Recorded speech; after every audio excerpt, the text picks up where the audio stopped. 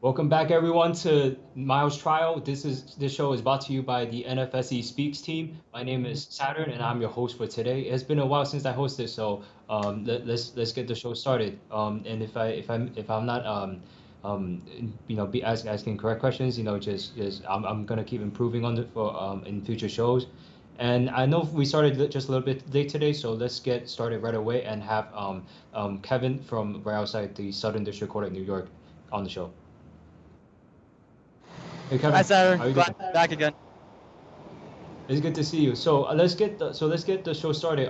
First I wanted to ask you, how is Miles today in court? Yeah, I mean, of course. So, Miles today, he was wearing a gray suit, white shirt, and a light tan-colored tie. And, I gotta say, he looks very high-spirited today. I've been gone for 2 weeks. I come back, and he looks even more energetic than before. So that's obviously a good sign. And today, he was just smiling and waving at all, the fellow fighters on scene, as well as he was. It seemed to be that he was also counting as well, just to see, how many of us were on scene. Because let me tell you, it was packed today. Yeah, I think that's great to hear. I think that's also how Miles gets so energetic during the trial, because that's like one of the few one of the times during the day he gets to be with the members of the NFSC while they're in the same courtroom. So before we move on to today's trial, I wanted to have you recap a little bit about what was being discussed in yesterday's trial, and what kind of testimonies we left off of for yesterday's witness. Yeah, for sure. So today, there's no new witnesses. It's still the 14th witness. Just a brief background on this witness. His name is Haitham Khalid, and he used to work for Citibank, and he also used to work for Saraka. So he worked for Miles Grove before, and he's a relationship banker. His official title is before was banking relationship manager. And so basically what he does is, he manages the relationships between banks. He helps open bank accounts and helps, maintain the bank accounts as well. And yesterday, the prosecution was just questioning him on, his relationship with Saraka as well as what he did.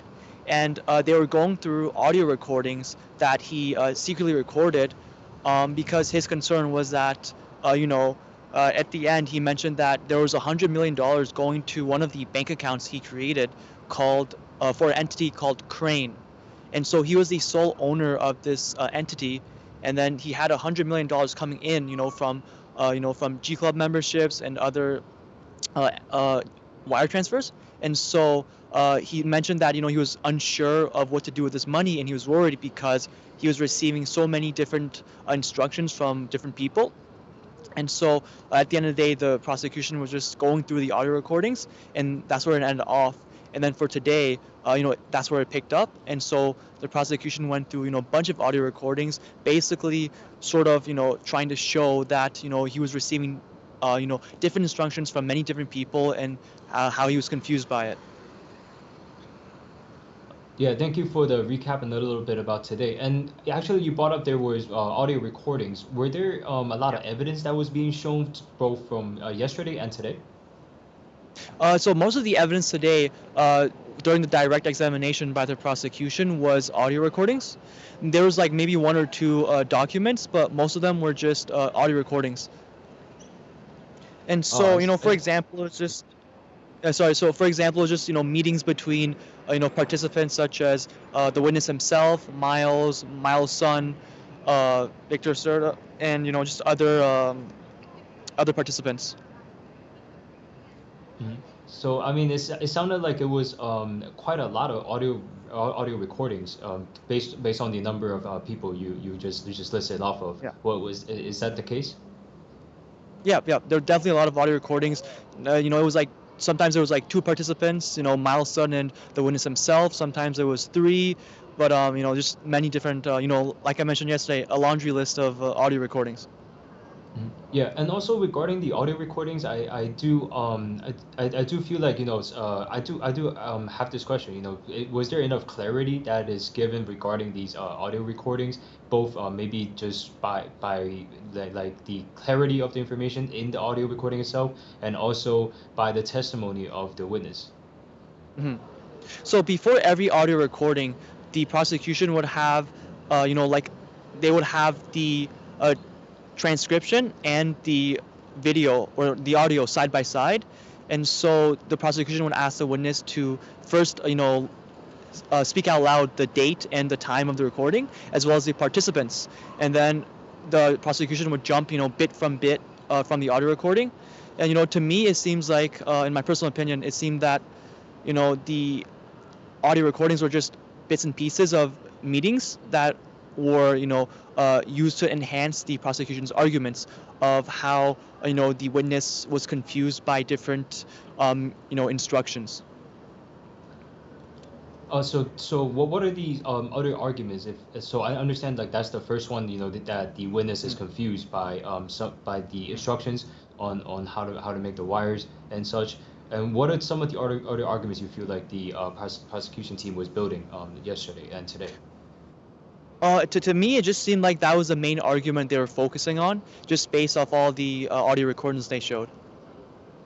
I see. And what about, and did Miles's team ever get to cross-examine this witness today? And if they did, what is their game plan? What are some of the main arguments that is brought up? Yeah, so I would say around after lunch, maybe around 12:31, the defense started their cross-examination. And so let me tell you, it was quite an interesting few hours. So as a brief background, from before, the prosecution also mentioned that witness, he filed for bankruptcy before, and he also has committed past crimes, such as, I guess, misrepresenting bank statements and crimes like that. Obviously, the defense would use this as, I guess, to discredit the witness for the jurors. And so, well, the cross-examination by the defense, they first started off by, talking about his work at Citi. So, for more background, he used to work at Citi for about 4 to 6 years.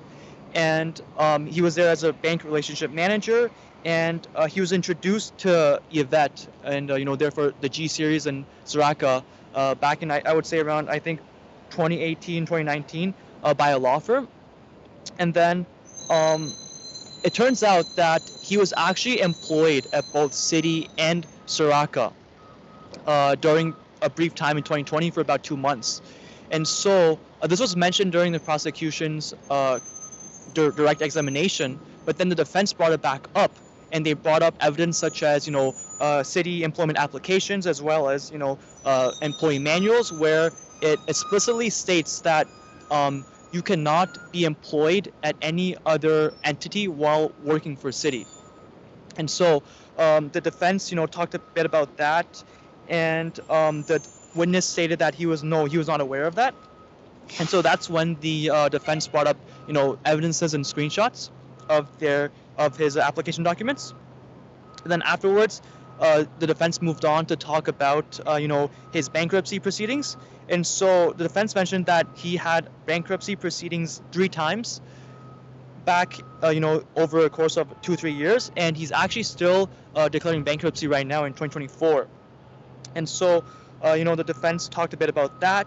And one interesting thing here is that yesterday, the witness mentioned that one of his main projects was to open up a bank for, the G series, right? But it turns out that the defense clarified that to the witness that if you have bankruptcy proceedings going on, you cannot apply for a bank license. And so, that was something that was really interesting that I brought up before. And it turns out the witness did not actually know that. And so then after that, the defense also talked to the witness about, the entire interview process between him and Yvette, how he got introduced to Soraka, and how those discussions began. And then the defense made, a lot of, I guess, comments and questions about how he was the one who actually tried to initiate the interviews and the job opening at Soraka, which the witness did refute, and he kept calling it as discussion. So there were ongoing discussions. He never once clearly admitted it. And then one other quite interesting thing was when the witness was unable to recall some information the defense counsel Sabrina actually had screenshots and text messages printed out and brought it up to the witness multiple times to help refresh his memory collection, and then afterwards he was able to answer those questions.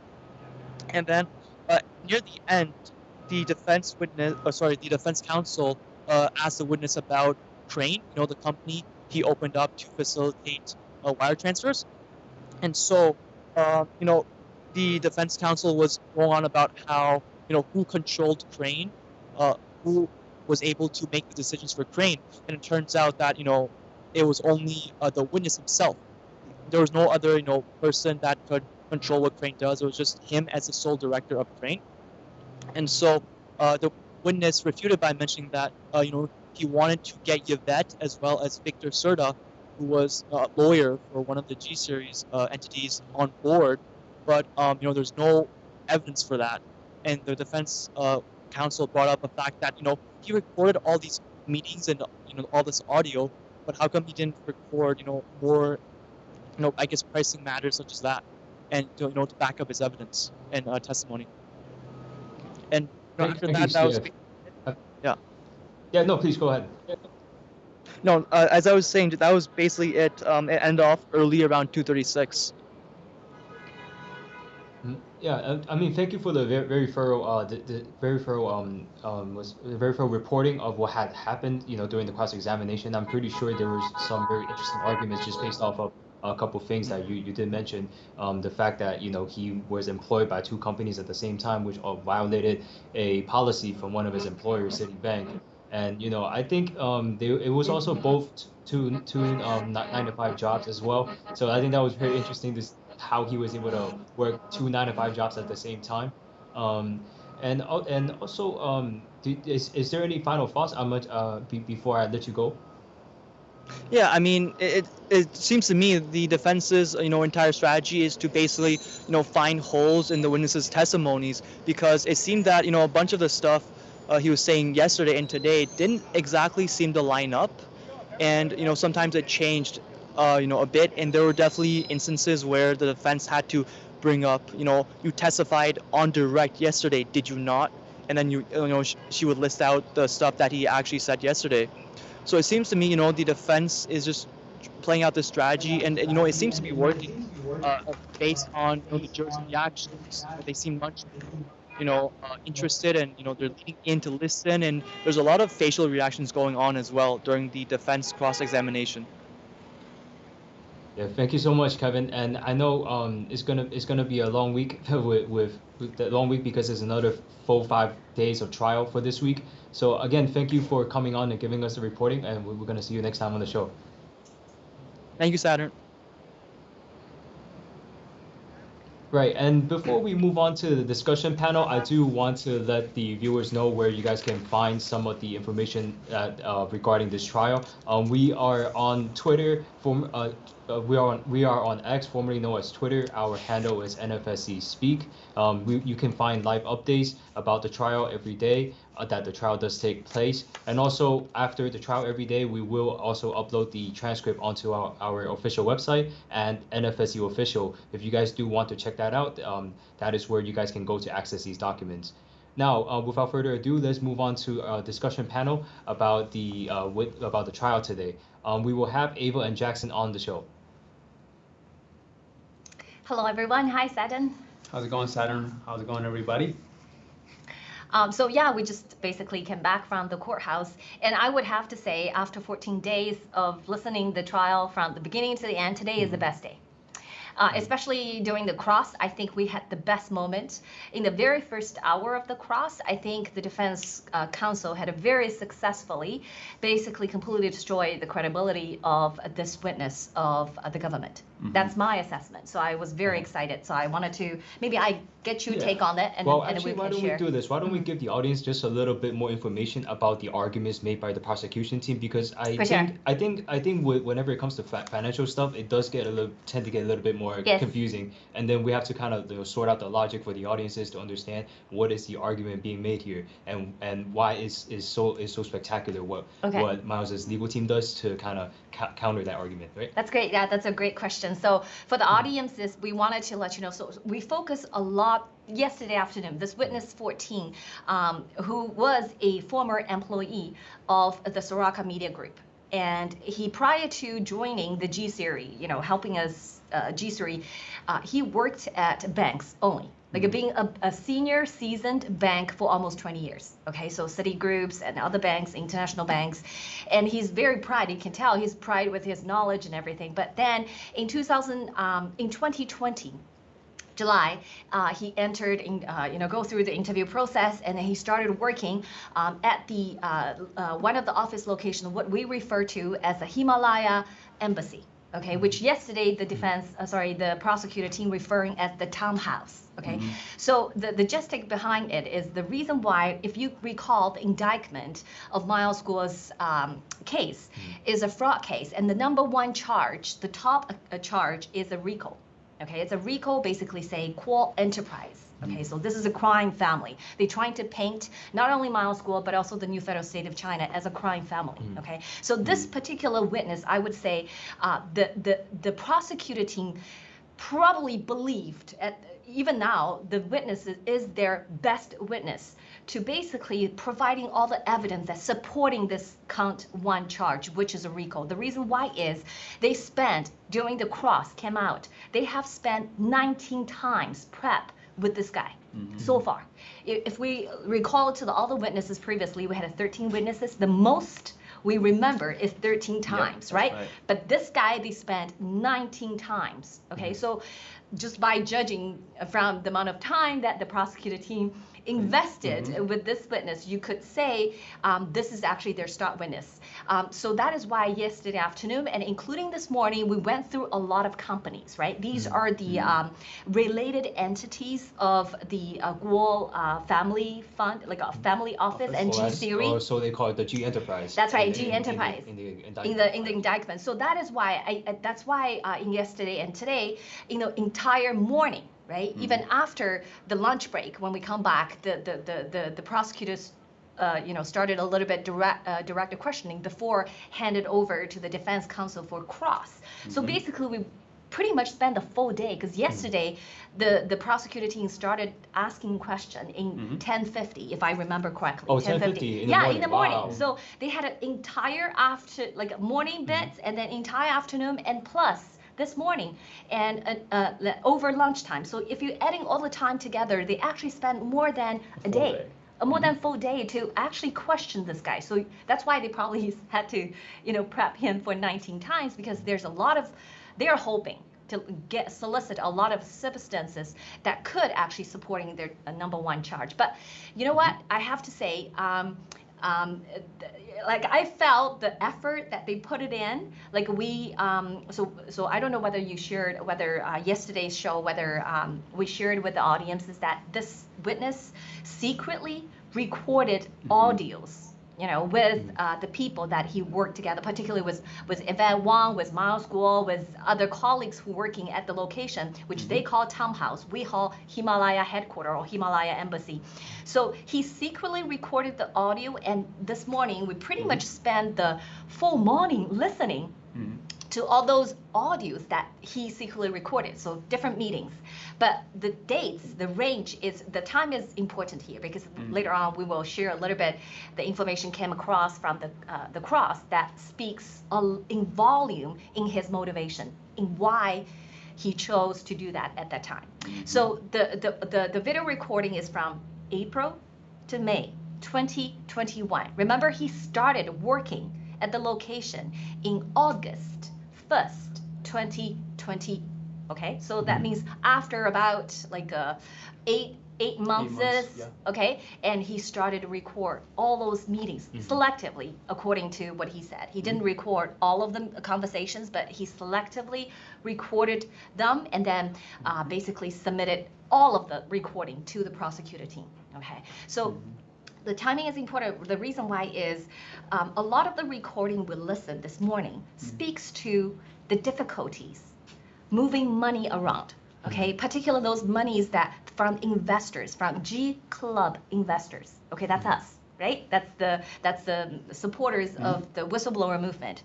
So they mentioned the CCP name was jumped out, okay? Because of the reason why Miles Guo, Yvette Wang, and Miles and Guo, and I think William Ye was also on some of the recordings. The reason why they are so eager, and there's a time urgency emphasized on moving out of the money out of the United States. And the sole reason why is that is because the CCP is on the hunt for the investors' money. So that is the time urgency behind it. Okay, so that's why we need to get the money out of it, out of the touch of the CCP, because we know how capable the CCP is. They not only control a lot of Chinese banks, their dark clouds is actually on international banks, including United States banks. This is the reason, okay? And then this witness, he is the sole owner of a company called Crane, C-R-A-N-E. Okay, so this company, he created almost immediately. In the first months, he started working at the location, at the G series, at the G Enterprise, right? Locations. And in the first months, he registered, he start the process creating Crane. And Crane was serving an escrow agent role to facilitating the money transfer, because we had so much challenges and issues dealing with the bank accounts because the CCP is closing them, and they trying all the ways to sabotage ours. So that is why we're trying to disassociate any new entities that created with the Golden Spring, with Miles Guo, because CCP enemy number one means something, right? So this guy came into picture, and he offered to to basically he chose the name of the company, he registered the Crane company, and then he provided the escrow agent role. However, the audios that we went through, there's numerous of them. I think at least 7 or 8 of them this morning, at least. I don't remember altogether exactly the number, but he's seen in the video, he created a lot of reasons for not moving the money. But one of the key reasons he repeatedly cited that jumps out for me this morning is due diligence. Okay, so he said, I can't move the money because he already signed an agreement with G Club, right? Providing the escrow agent, basically throughput, right? The money coming from G Club, he would have remitted to whatever investors want them to go, like for example, G Dollar, right? Or GTV, whatever. But then he said, no, because of a due diligence, I need this, I need that. He created a lot of a reason. Sounds like, reasonable reason, right? If you don't know the background story or the full story, you would have believed this guy. Okay, yeah, this guy is a banker. He must know what he's talking about. But not necessarily. He didn't know anything, because when they crossed, he didn't know a lot of things that happened with all those companies. For example, Lexington, the other companies that in the association, he cannot say. And he didn't even know the bank statement. What are the money coming in? What are the money coming out? He has no knowledge about some of the companies, but he talks like he knows, right? So, but now the motivation comes to why he actually created all those reasons, like to stall, move the money to what the investors want them to move. It clicked in the cross section. So what happened is in May 2021, he's the sole owner of the Crane. So he signed what called payment facilitation agreement with G Club.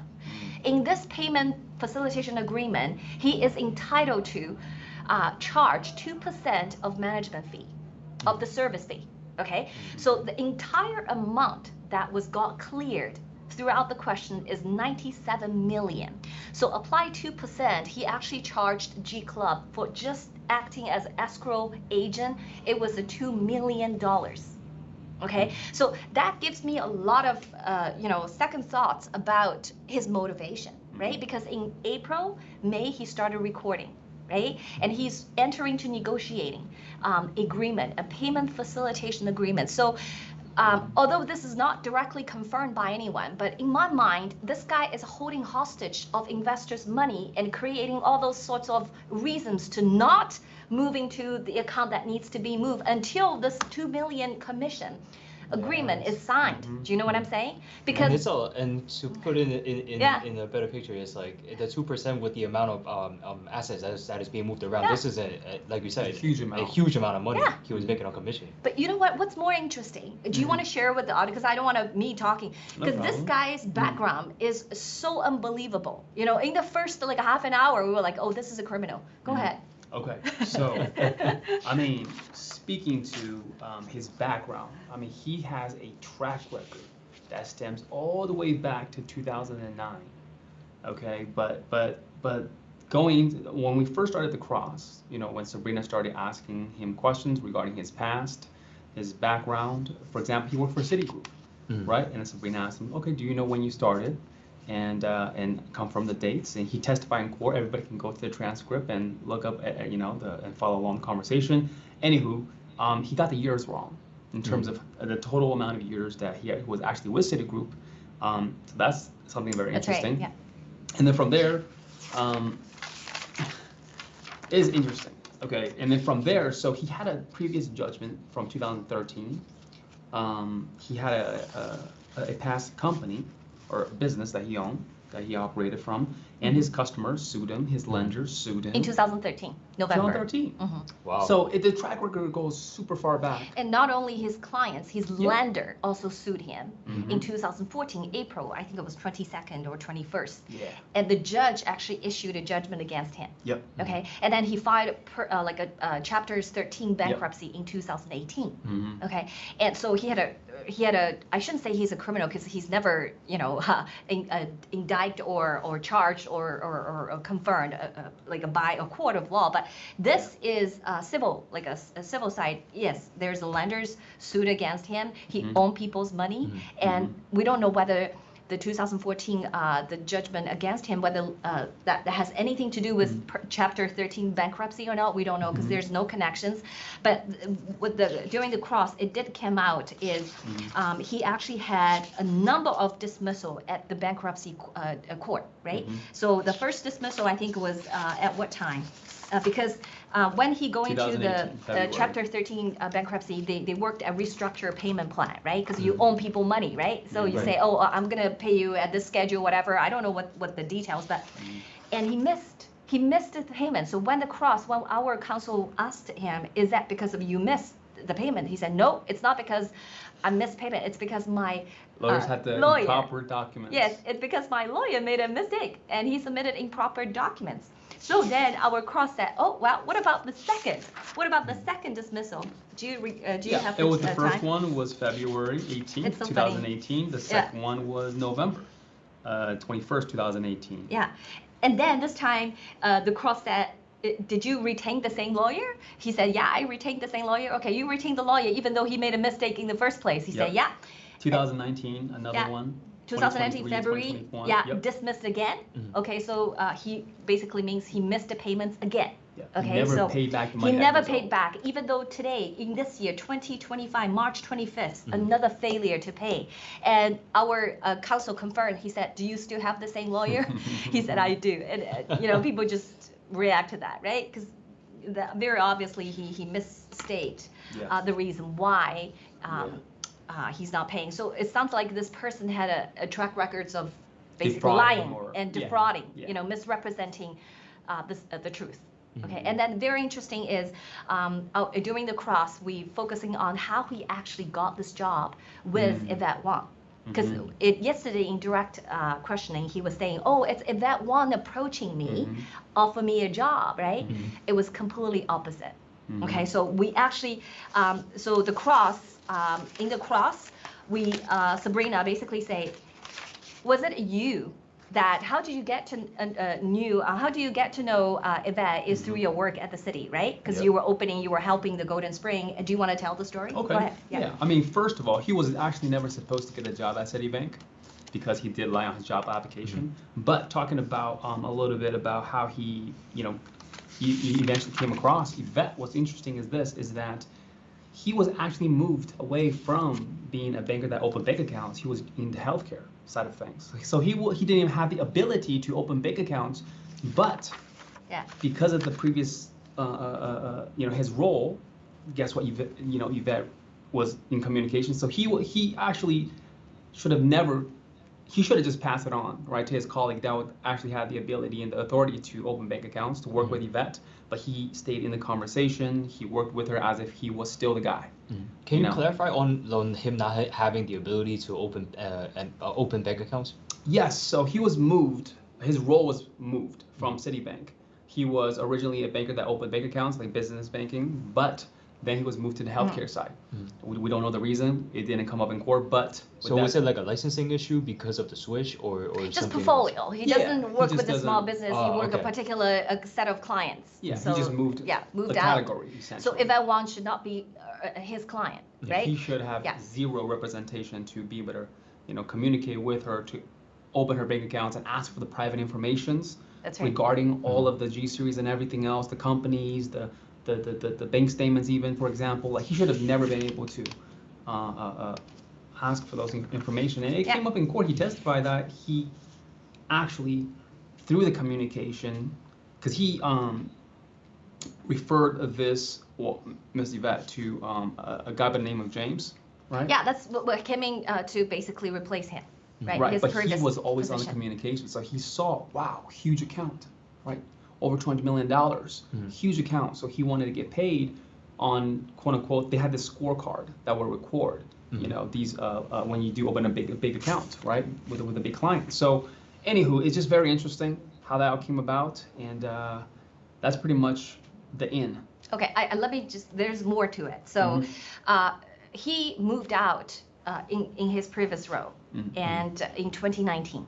Okay, so sort of like at the end of 2019, sounds like a pandemic just starting, 2019. And then the bank account of Yvette Wang, Golden Spring, which is why they met, why they talked initially, did not get open until to June 2020. So by the time that the account opened, he was already left to healthcare. So he wasn't basically the person in charge of Yvette Wang's account open. It was another person's name, James, that opened this account. Okay, so and then they get to know, and there was 20 million. I think there was a huge money in it, and he wants to get the bonus because they did talk about the internal Citibank. There is something called referral bonus, 30-day scorecard program or something. If your clients open an account and they maintain a balance for 30 days, you get, you have a scorecard, and the scorecard talks about your bonuses, right? So that's why his motivation is he wanted to have to reflect on his scorecard. Yes, exactly. Even though he's already moved on, but he wants to refer, he wants to be in the picture. That is why he is kept on communicating with Yvette Wang and about all those things. And by the time, because Cross did ask a question, he said, did you resign, were you resigned from the Citibank? He said, yes. And then our counsel said, when Citibank terminated you, employment, there was a pending investigation, right? And he said, I don't know about that. The reason why there's a pending investigation, because that leads back to what you said earlier, because he should never get the employment in Citibank, because on Citibank, he lied. Because today, the Cross, we asked him, when you started Citibank, did they give you a training? Yes. Did they give you a training manual? Did they ask you read what's in that? Did they ask you to acknowledge what the terms and rules are? Yes. Did you sign it? Yes. Could you read this? He read it out because in the questionnaire, the questions: have you been like a something illegally free or something? Had a judgment on him. Yeah, have a judgment against you or any entity. History. Yeah, and he said no. And that was a lie, because we know that in 2013 and 2014 that his clients, both his clients in his previous entrepreneurship, like a startup business, was actually sued him, right? Both clients and lender, and he had still owning people money, right? So that wasn't true. So I wasn't sure whether that investigation has anything to do with his misrepresentation in the beginning before he even entered the relationship with the employment relationship with Citi or not. We don't know, but this did say that that he, sorry, I lost my thoughts. Essentially, he wasn't able to. Before he left, he had this pending investigation on him. That's correct. And because he filed for bankruptcy in 2018 and then 19 and leading up all those years, he had a lot of financial distress, which. That's right. And also, there's a moment that the Cross asked him a question a lot about the conversation he had with Yvette, talking about negotiating his salary. Okay, and there's 3 times that the Cross had to remind him what his conversation was with Yvette.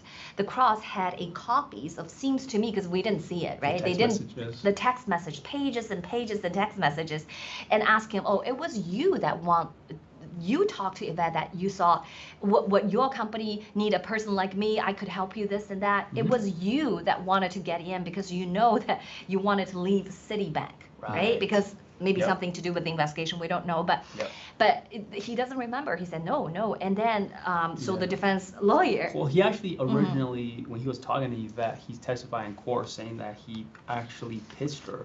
Him saying, "Oh, I'm thinking about starting a consulting firm, and whatnot," and because he, in his mind, he realizes how big of an account Yvette was. Yeah. You see, and so he was trying to, and guess what? He was turned down. Yvette didn't want to get into business with him. Oh, start a firm, and then one conversation led to another. Right. He essentially, got himself, quote unquote, the interview, which he didn't want to admit that it was an interview. Yeah, it was an interview. He consistently called it wasn't an interview, it's a meeting. But it is an interview, right? Because they review the resume, you got a job offer after the second time talking to them, so it is an interview. And as you said, the Cross did confirm, he said, it was your desire to create a consulting firm, right? Yeah, it was you that wanted to have international client base. Yeah, it was like, so they connected together. Basically, it was him that pitched the idea of working for them.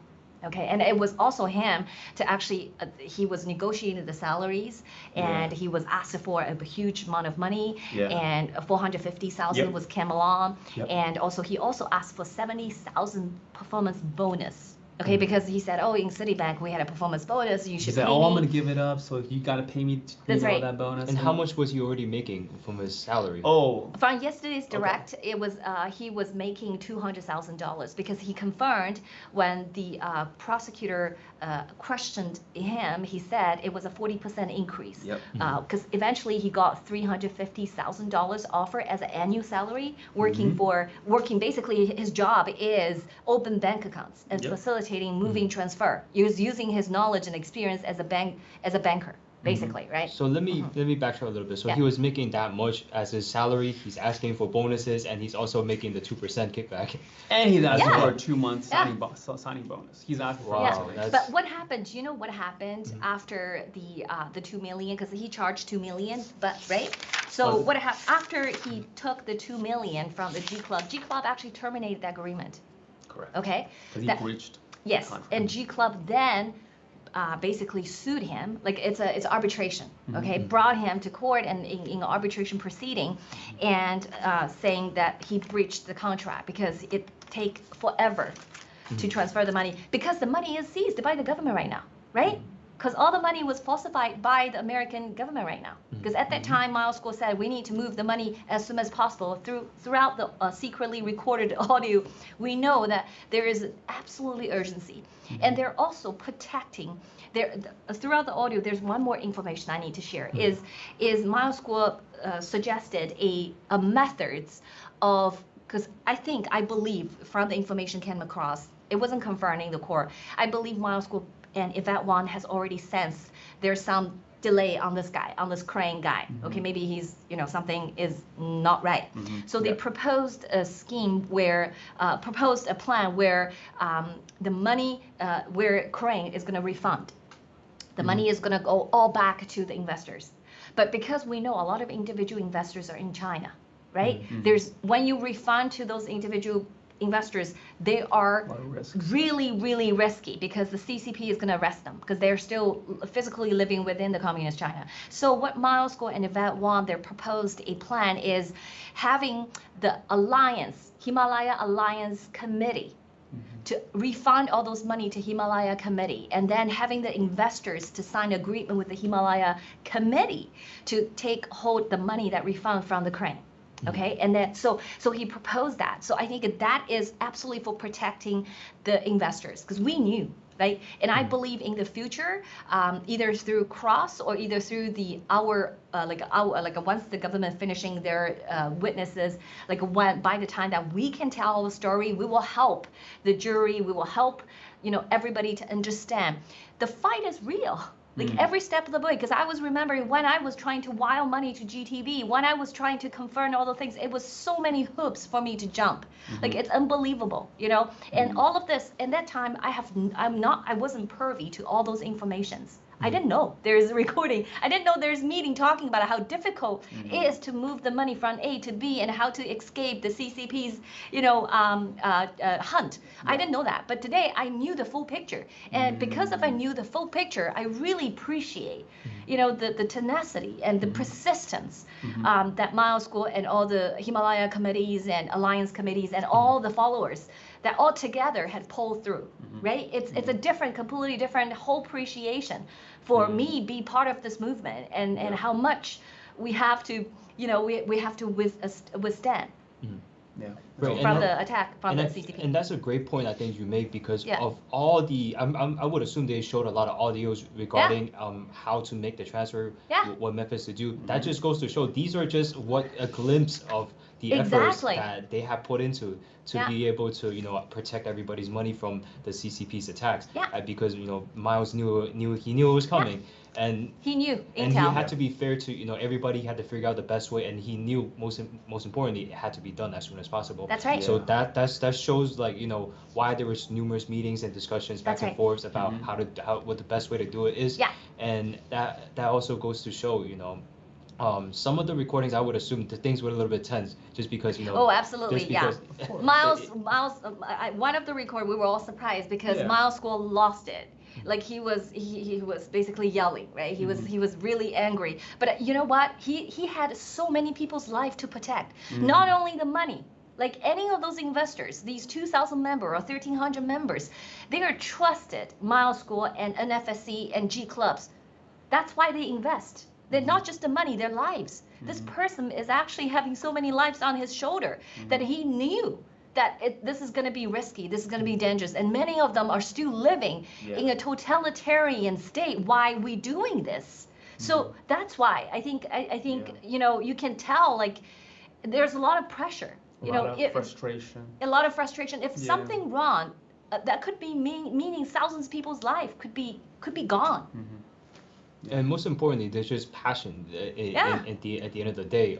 With all these strong emotions, that's where it all comes from. It's from Miles' passion to take down the CCP, and also his passion to fight for you know, everybody in this world to be able to live free and to be able to live with the rule of law. So I think that's came across really clear to us. I really appreciate that the prosecutor teams, all the efforts, you know, collecting all the videos and showing me and you and room full of supporters, because we don't know this. Correct. We didn't know those you know, brainstorm sessions. Behind the scene. And Yvette was saying, you know, we can't do this because CCP is gonna track this. They're talking about how they avoid the CCP's basically the meddling and the whatnots. The sabotage. They said, I think it was $18.2 million was unaccounted for, and it took so long to figure out what's going on. I mean, it's just and also Yvette, you know, insisted, you know, have to be abide by the rule of law and have to be compliance issue. They thought about all those things why they actually have to escape the hunt of the CCP. Like you can see how challenging it is. Okay, this is not just a business meeting. This is a war room. Like when they discuss how we can keep those investors, the NFSC followers, those people wanted to take down the CCP, their assets and life safe. Okay, so that is why I see the full picture, and I believe the court and the jury and everybody, you know, will see it by the time that maybe 2 more weeks, you know, by the time that we start, we will, because right now I think a prosecutor's strategy is spaghetti throw on the wall.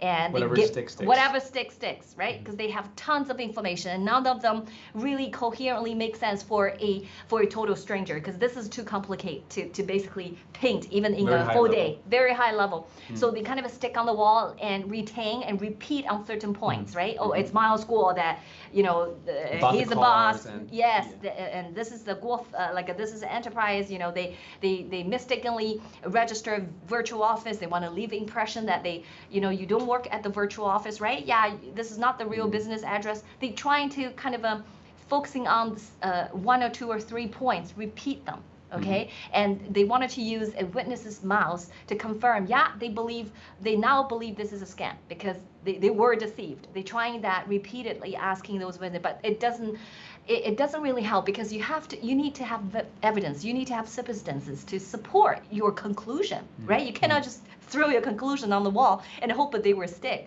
Just testing everybody's memory, it doesn't go that way. So by the time that we tell our story, you will see a full picture, and you will see how CCP are attacking us and how those people are actually trying everything, not protecting their own money, but protecting other people's life and money. And it's really selfless act, okay? But what we see from the witness 14 is he had ulterior motive throughout the way. Yes. He lied, he defrauded, and this is just, day and night. Yeah. And even after breaching the agreement, the facilitating agreement with the G clubs, he still took that 2% of the fees, and he wired it. He testified in court. He wired it to his personal bank account, and he bought real estate with it using his wife's name and the entities that are owned by his wife.